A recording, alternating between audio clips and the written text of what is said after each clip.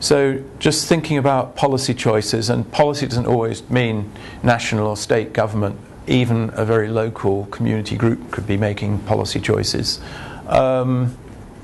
So you tend to find the knowledge, the outcomes of crime prevention evaluation compressed into just a few numbers, percentage crime reduction or effect size or something like that. This is the major output of systematic reviews like the Campbell collaboration. Now, don't get me wrong, this is very necessary, being rigorous and systematic, but not sufficient if you just have a kind of one-dimensional result. So I kind of cooked up this list, which I'd be interested if people want to add or subtract or qualify this at some point.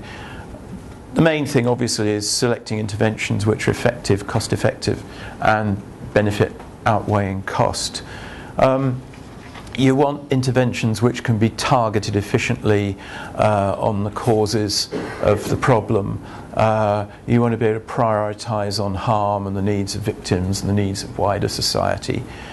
How much of the crime problem does your particular intervention tackle?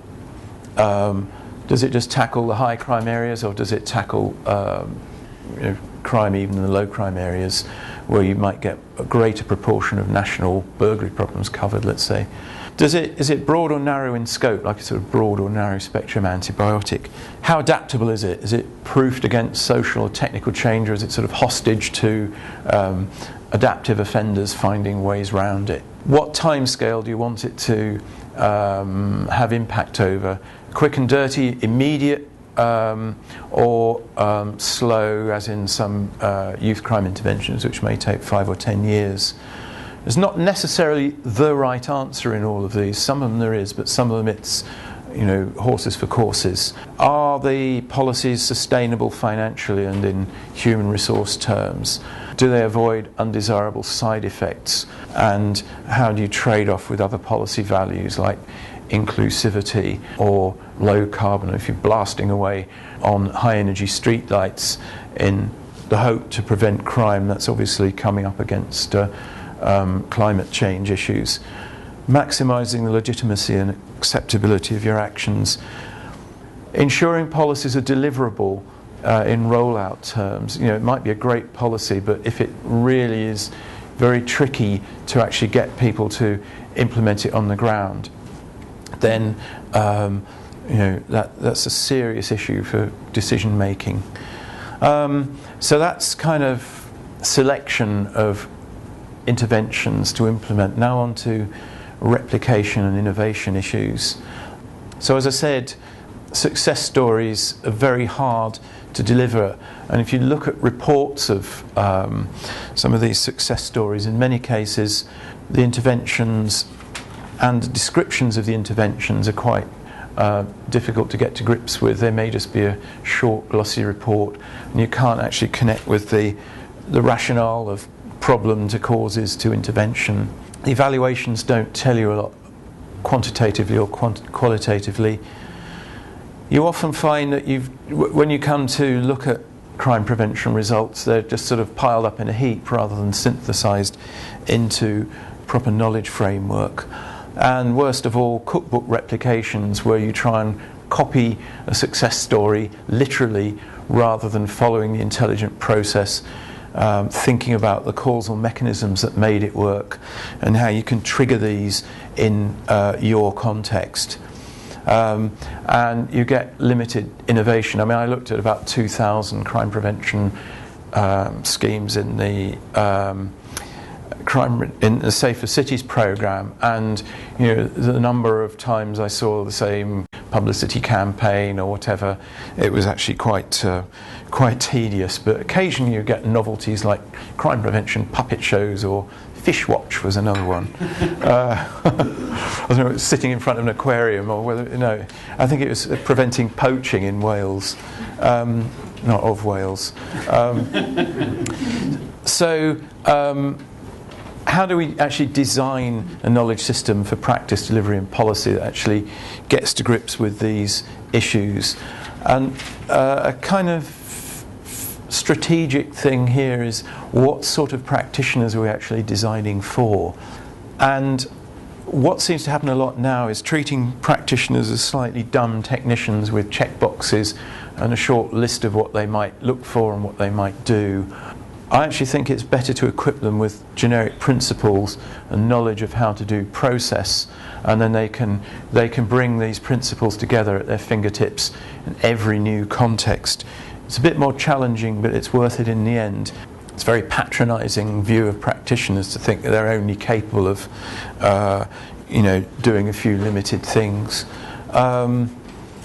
So it should help practitioners think less like coming up with pre-packaged remedies and more like these expert consultants to sort of customise the context and innovate as they go, reconfigure diagnoses and solutions.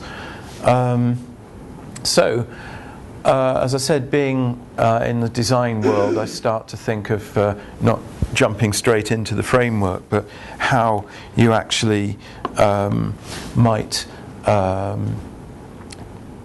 specify what you want it to do, and the specification covers its structure, its content, its terminology and its concepts.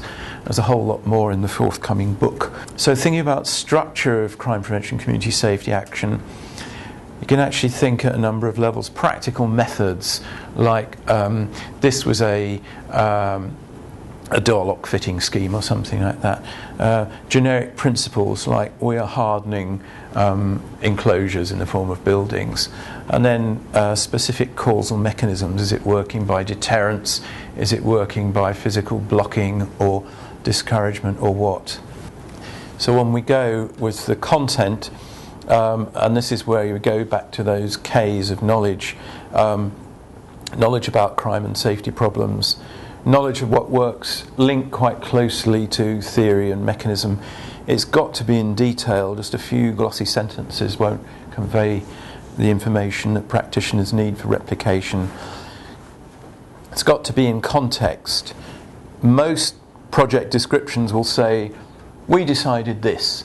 They may say because of this, but because most interventions, when replicated, will face different balances of, say, crime prevention security versus privacy, or versus inclusivity, or something, or versus aesthetics if it's a sort of very smart area, old buildings or something like that, then the balance between the factors that, to go into your preventive design will be different in each context. So if the project description actually tells you what these trade-offs are and said, it's this against this we found, but in our case we chose this, the person that's doing the replication is free to choose their balance. So it's all based on tasks of preventive action and task streams.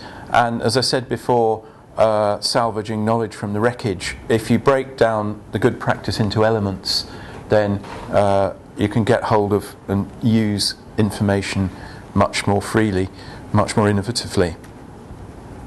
And the terminology and the conceptual framework has got to be consistent, clear and rigorous. I mean, our Home Office has from time to time just failed to preside over this issue, and I mean the crime reduction website has been frozen because of the new government. It's sort of mummified in the National Archives now, that you can still get to it,